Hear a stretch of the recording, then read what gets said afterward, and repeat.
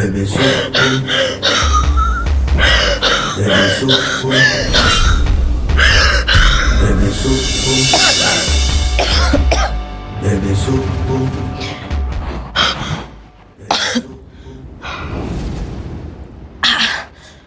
Kwani imekuwaje? Mimi sijui chochote kilichotokea. Sasa nimekuta tuko na hali hiyo. Ujui? Ndio.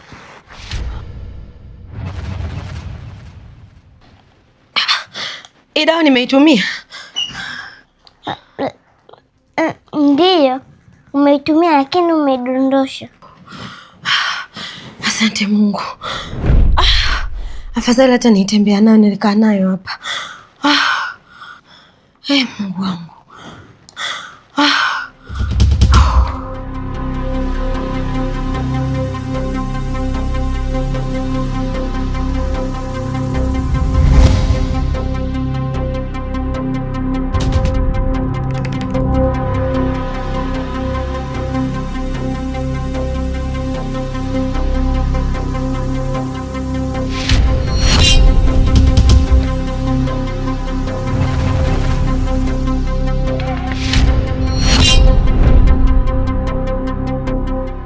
Vipi mzee? Mbona maskani afu leo na marungu? Vipi leo umekuja kula kaya nini na wewe kichaa wangu? Mbona sikuelewi? Na kutafuta wewe. Hivi wewe unajikuta nani kwa maisha ya watu? Unajikuta nani nakuuliza? Najikuta nani? Mimi ni mimi, sijawahi kuwa nani. Kwa sababu hata wewe nani hajawahi kuwa mimi. Labda nikuulize. Wewe ni nani ambaye unatenda zako wenye ngome ya mbupu mfupa? Na umefuata nini? Kwa hiyo unajizima datu, umeamua kukata fuvu. Una kichwa sasa hivi. Unanisahau mimi. Yaani wewe na akili zako za kijinga hizo wanifahamu kama vile sina akili. Unanitoa ufahamu. Mimi na akili zangu timamu nishakwambia. Na mara nyingi tumekuwa tukikutana unaniponyoka. Na leo nimeamua kukutafuta kila engo. Nimeenda mtaani nimekutafuta, nimekuja paka maskani kwako. Yaani wewe umekuja mara mwisho nyumbani kwangu umemchukua mke wangu mbele ya macho yangu, ukaona kama wewe ni mwamba, unajigamba unaondoka naye. Hivi, una akili wewe mzee? Unakuja nyumbani kwa mtu, unachukua mke wa mtu, unaondoka naye umejigamba. Kama vile ulienda kutoa wewe mahali ulimuoa wewe. Mzee, usichezewe namna hiyo. Mimi ni Msukuma. Nishakwambiaga uliza kina Cheche, wauliza kina Kamanda, wananijua vizuri. Wananifahamu mimi ni nani. Nishawahi kukatakata mtu mapanga huko. Mimi huwa nikivurugwa. Huwa nafanya vitu ambavyo hata serikali haiwezi kuruhusu. Uende nikafungwa mimi. Na wewe naona kabisa lengo lako unataka kunifanya nirudi kwa mtu yule wa zamani. Na mimi nitarudi kweli. Na nimekuja kwanza hapa. Leo nataka nikupige nikuumize. Yaani ile dharau ambayo ulionyesha kutoka na mke wangu ukamvuta ukaondoka naye. Ukaenda kazini naye. Leo nataka nikuonyeshe hapa uwe mfano kwa vijana wengine wapumbavu kama wewe. Yaani ili gongo nimekuja nalo. Nataka nikupige, nikuvunje hicho kichwa. Ili wewe uwe mfano kwa vijana wengine ambao wanapenda kutoka na wake za watu. Shenzi mmoja wewe. Vipi kwanza? Mbona kama hivyo mzee? Tulia, mbona mapepe mwana? Mzee, mapenzi ni mchezo wa hisia kichaa wangu. Mapenzi sio vita. Mapenzi sio ngumi. Kwa sababu mapenzi yangekuwa ngumi basi wanawake wengi wangekuwa hawana meno. Yaani wengi wangekuwa washakufa, ni wengi wangekuwa washakimbia. Vipi mzee? Alafu unataka kunipigia na rungu, si ndio? Mzee mwenyewe chakula mavi kilo 7. Ukitaka kimavi afu upo kwenye ngome yangu ni sasa hivi hapa nakichafua. Alafu nisikize ngombe kitu kimoja mzee. Mbona mke wako anakubilivu ile? Mbona mke wako anapambana sana ili mradi uwe sawa mzee? Wewe mbona unamweka kimada mbele kuliko mke wako? Mwanaume wa kweli huwa anatumia akili kuliko hasira. Mbona uko mwanangu utumie akili? Tumia akili nte moja mzee. Alafu ulikuwa unalingishia mke wako, si ndio? Wauni huwa tulingishiwi. Yaani hatunaga si ulingishia toto, sina mnagadi vipi si chukua pipi. Sisi tukila tumekula afu tuna meza. Nisikilize faza. Tena nisikilize kwa makini, si ngosha. Mangosha wapo hivyo. Mangosha huwa wanakuwa na desturi zao mzee. Kama 45 basi ni 45 mzee. Alafu kati ya mimi na wewe nani ambaye ana akili? Wewe ndio unaniruhusu kabisa kwamba mimi nimchukue mwanamke wako. Ukajifanya kunilingishia eti wewe umchukue ondoka naye. Mke wako ukajifanya kama umeniozesha. Alafu sasa hivi vipi mbona unakuja unataka kukoloma unaanza kutoa shit? Unaongea pumba mbele ambapo mfupa. Vipi wewe?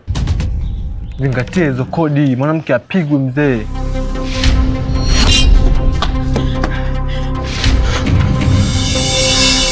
Dada Kichi, simu yako.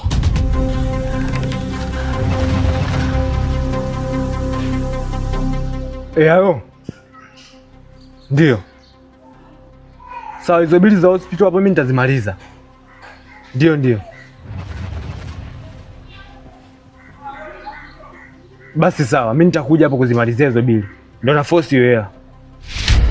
Basi sawa.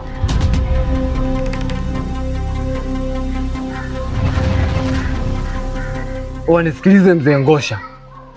Mwanaume wa kweli, mwanaume shupavu huwa anatumia nguvu kubwa kulinda ndoa yake, lakini hatumii nguvu kubwa kuharibu ndoa yake. Unachokifanya unafanya makosa mzee. Waafrika wengi wao tunatumia akili kuliko hasira. Mbilivu sana mke wako, kutumia nguvu sana kulinda ndoa yako na sio kuharibu. Alafu sisi wengine sisi tunakuwa tuna mambo mengi sana ya kufanya. Hapa nilipo mimi kuna watu wengi sana ambao wananitegemea. Tufutike mdogo wangu.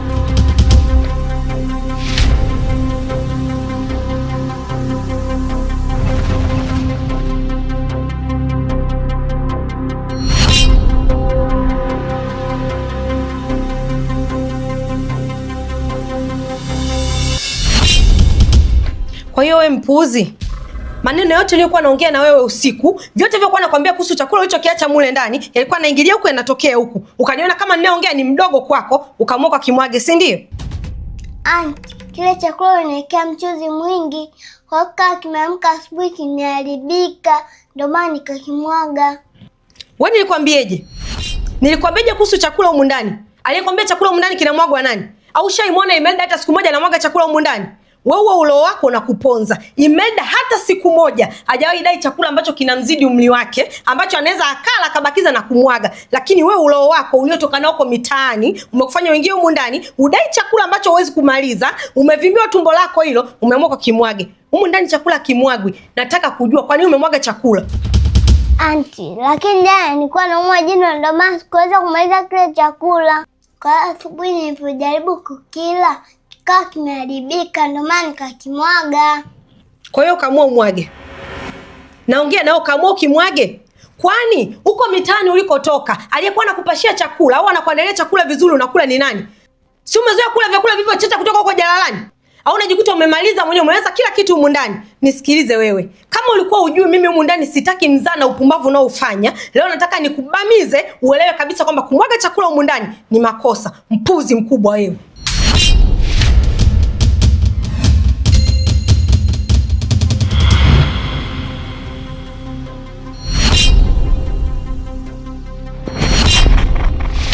Wewe tena kwenye nyumba yangu umeingia bila audio yoyote na unanipangia cha kufanya, si ndio?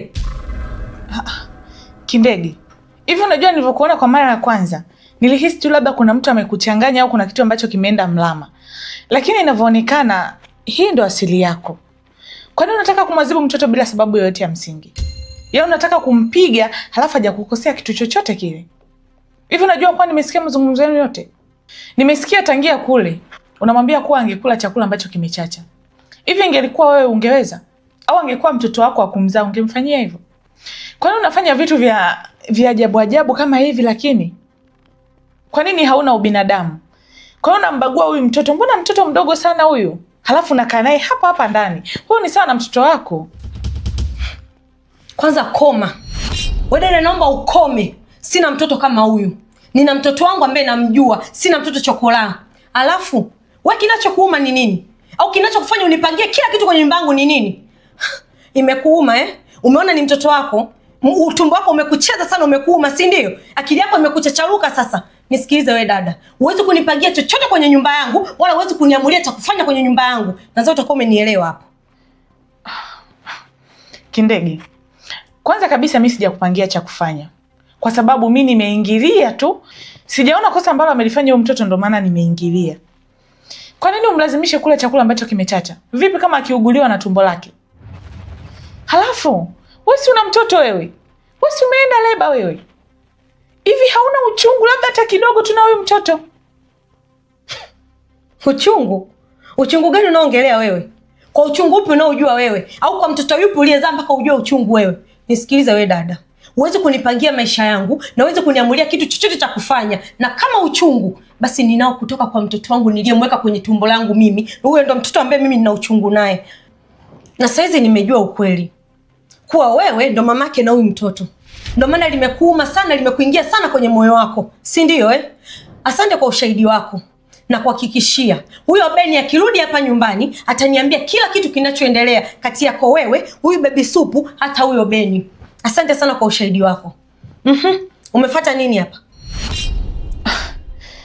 Kwanza kabisa mimi huyu sio mtoto wangu. Ila nimeingilia tu kwa sababu ulikuwa unamuonea. Hana kosa lolote.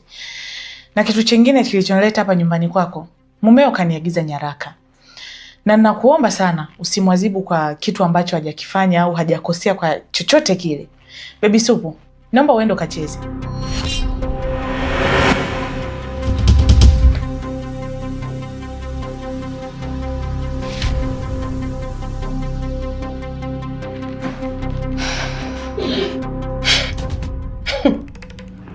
Asante sana kwa ujio wako wa leo. Umenifungua vitu vingi sana ambavyo nilikuwa sivijui. Na asante sana. Ili Beni atalijibu. Na atalijibia vizuri sana. Umesema nikusaidie nini? Nimekwambia nyaraka. Nyaraka. Sawa. Zisubiri hapo.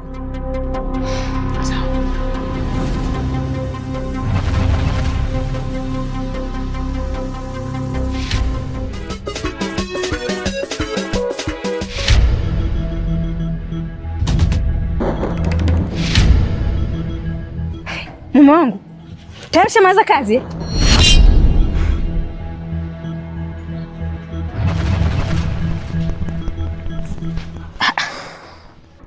Vipi tena? Wamekupiga? Hivi ulizani kwamba umeolewa na mwanaume ambaye ni mwepesi? Sio rahisi kumpiga mwanaume Msukuma. Wewe uliza huko Wasukuma wote kutoka Mwanza, Shinyanga, Geita, kote huko hakunaga Msukuma fala. Mimi ni kanoni na siwezi kupigwa na mtu yoyote yule. Nimeenda huko mtaani, nimemtafuta yule mjinga, nimemkosa. Nikaenda kule kijioni kwake, sijui anapita maskani kule, nimeenda kule pia nimemkosa. Lakini kwambie tu, kama ningempata, nilikuwa nampiga kumuumiza. Yaani ningemshika, naweka ukutani, napiga. Nashusha chini, na kanyaga shingo, na sigina.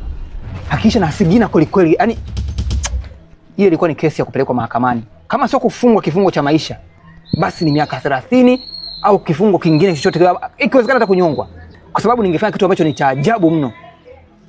Na imekuwa bahati kwake. Na nahisi tu atakuwa na malaika au anatembea na upepo wa Mungu, kwa sababu nimemkosa pale, ningemfanya kitu kibaya mno. Ana bahati sana yule. Sasa mume wangu, mbona umerudi umepoa kama uji wa mgonjwa? Kivipi? Yaani wakati unaondoka, yaani umeondoka na shamla nikajua sasa mume wangu anaenda kumaliza kazi. Lakini unarudi umepoa, yaani kama umepigwa, yaani alafu unaniambia hujamkuta. Mbona sikuelewi? Bwana, mke wangu, hapa najihisi siko sawa. Yaani ninavyojihisi ni kama kuna damu tu hivi, yaani nahisi kuna kahali fulani kutaka kupiga mtu, kuumiza mtu. Na kama nisipoweza kujipumzisha, naamini kabisa kuna kitu kibaya naweza nikafanya. Hata kwa watu ambao ni wa karibu yangu. Kwa hiyo, ili siweze kufanya chochote kibaya, ni bora niende ndani nikapumzike tu. Niende kwenye kasi langu ndani nikapumzike, nikiamka huenda nikawa nimepoa. Kwa hiyo ni bora niache tu mke wangu.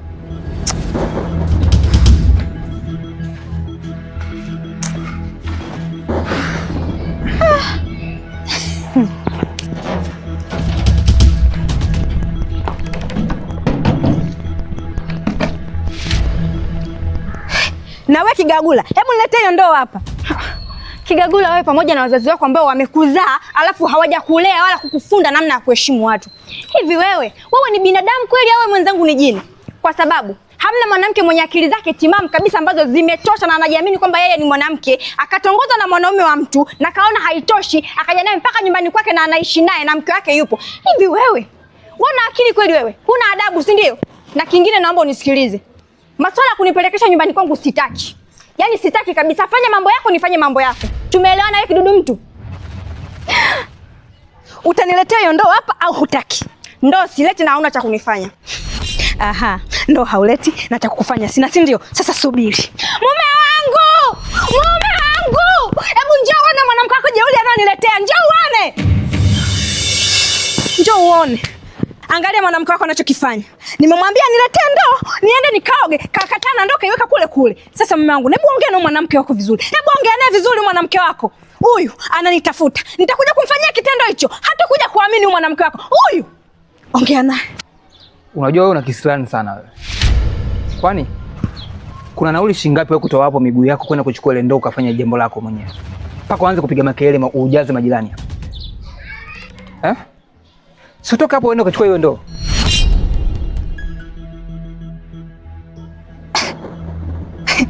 Mume wangu.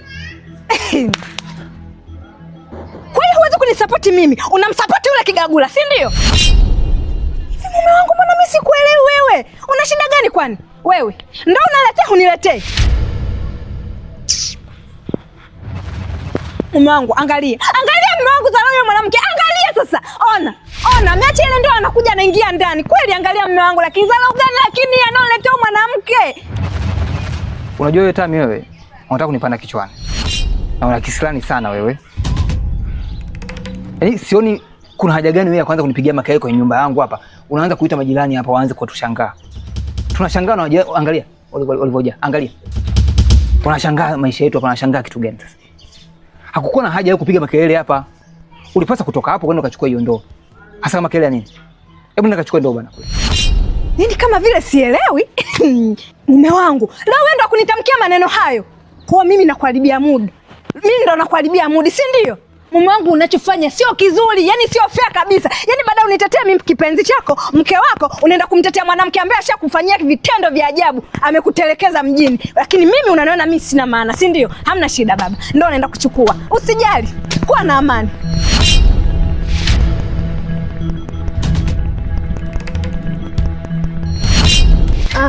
Janeti, kiukweli naomba tu nikushukuru kwa sababu tangia umetokea kwenye maisha yangu umekuwa kama baraka.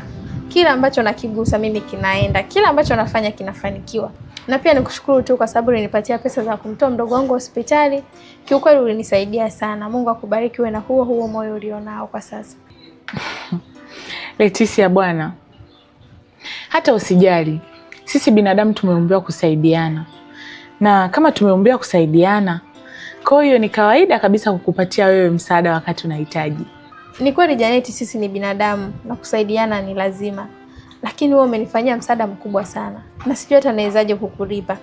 Lakini tu nimepita hapa ili nikupe taarifa. Jana nilienda kata na kuna pesa kidogo nilipewa kwa ajili ya kuandaa vitu vyangu vya kazi na vitu vya hapa na pale. Kwa hiyo nimeona nipite hapa nikupatie taarifa ili kusudi mimi nikafanye maemezi. Oh, wow. Hongera sana. Na naomba tu nikushauri kitu kimoja. Hakikisha hiyo pesa ulopatiwa kafanye baadhi ya manunuzi ya nguo za kazini. Ili mradi tu ikufanyie urahisi wa wewe kupata nguo ambazo hata ukienda nazo kazini utakuwa comfortable. Na pia ubakize baadhi ya pesa ambayo itakusaidia hapa katikati, kwa sababu watu wa serikalini mara nyingi waga wanalipwa kwa mwezi.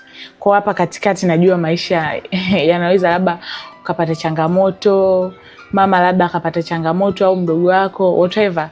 Kwa itaweza kukusaidia hapo katikati. Janeti, kuhusu yote usijali. Mimi nishajiandaa nalo kabisa na nishapiga mahesabu, kuna pesa nimeacha na kuna hiyo nyingine ambayo naenda kufanyia manunuzi yangu. Kwa hiyo hata usijali. Kwa sababu unajua kuna mambo ya nauli, mamangu pia ni mgonjwa. Kwa mahitaji ni mengi kiufupi. Kwa hiyo siwezi kujisahau kabisa. Basi sawa. Na pia uwe makini sana na kazi yako.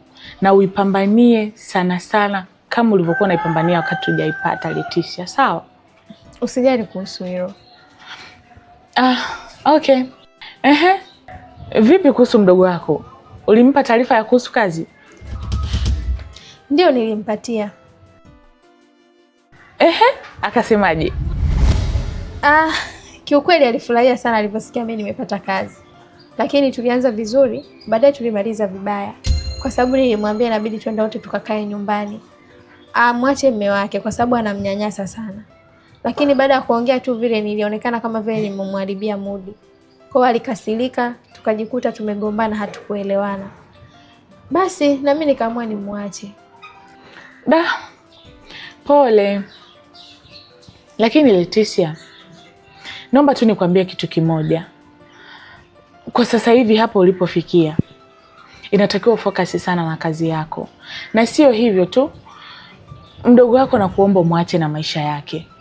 Kama yeye kaamua kuchagua ndoa yake na sio familia yake, kwa maana hiyo anatamani sana kutengeneza familia yake ya baadaye. Na kama anatamani kutengeneza familia yake ya baadaye na kaiona kwa yule mume wake, inabidi muache. Kwa sababu watu kama ambao wako kwenye mahusiano, wako kwenye ndoa zao, ukijitokeza wewe, labda hata uwe ndugu yake au mama yake, ukamshauri na akakubaliana na ushauri wako, siku akipata time wakikaa wawili wakashauriana na wakaelewana, wakaweka mambo yao sawa, wewe utaonekana mbaya. Wewe utaonekana ndo chanzo cha ugomvi wao, na wakati ulikuwa hujui hata wameanzia wapi na ugomvi wao. Lakini wakishaelewana tu, wewe ndo utaonekana chanzo. Na sio nzuri kabisa kwa wewe kuonekana chanzo kwenye ndoa ya mdogo wako. Kwa ungemwacha na maamuzi yake, siku akiona amechoka, atarudi nyumbani mwenyewe. Janeti, kuhusu hata usijali, kwa sababu hata mimi mwenyewe jana ambavyo nilienda pale nikaongea naye na hatukuelewana. Nilisema sitarudia tena kumwambia hizo habari za kwenda nyumbani. Itabidi nimwache kwa sababu yeye ni mtu mzima kwa sasa. Na ana maamuzi yake pia. Japokuwa mimi kama dada yake naumia kumwona mdogo wangu anateseka. Ni wajibu wangu kuhakikisha mdogo wangu anakuwa salama. Lakini kwa sababu ndoa yake ndo furaha yake, ni lazima nimwachie yeye. Unajua maisha ya mtu ni jukumu la mtu mwenyewe. Kwa hiyo mimi siwezi kumuingilia tena kwa sasa. Kwa sababu hata nilivyomwambia nimepata pesa, aliniambia hizo pesa hazimuhusu, inabidi nizitumie mimi pamoja na mama. Yeye mume wake atamuangalia. Kwa hiyo kwa sababu anaona ndoa yake ndo furaha yake, mimi itabidi nimwache na maisha yake na sitomuingilia tena. Yaani siwezi kumfatafata. Inabidi tu mimi sasa hivi niwaze kazi zangu.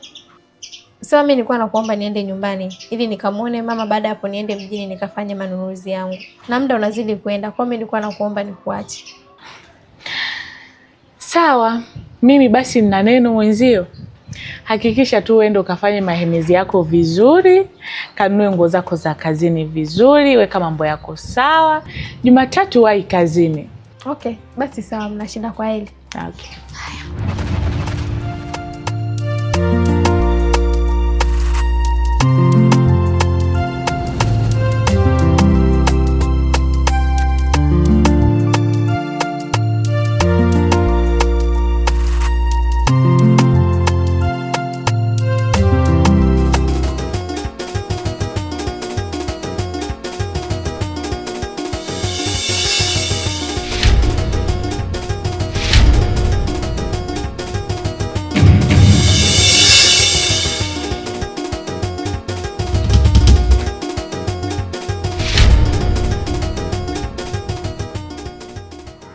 Wewe vipi mshikaji wangu?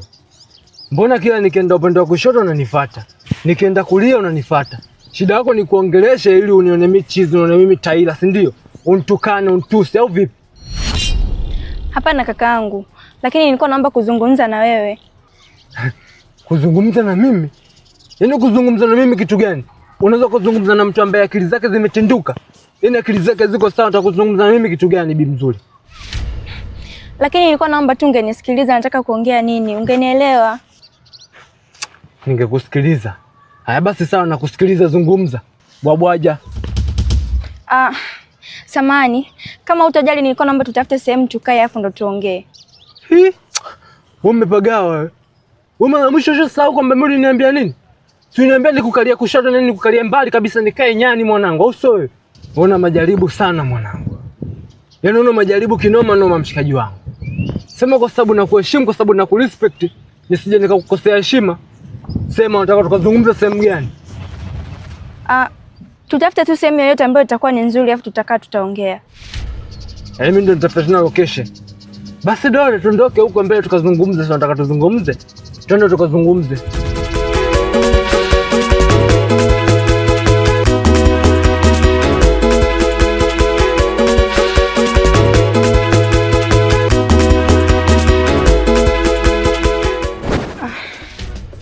Kakaangu, unajua nimefikiria kuhusu ule mpango wako ambao uliniambia. Nimeona kabisa unaweza kuleta faida kubwa sana kwenye ndoa yangu. Kwa sababu hata ile siku ambayo ulikuja kunichukua pale nyumbani kwangu na kunipeleka hotelini, mume wangu yani alikasirika sana. Yaani hakupendezwa na kile kitendo. Kwa hiyo basi, nimekuja hapa kuambia kitu kimoja. nipo tayari kufuata ule mpango wako wa kuigiza kama mimi na wewe ni wapenzi.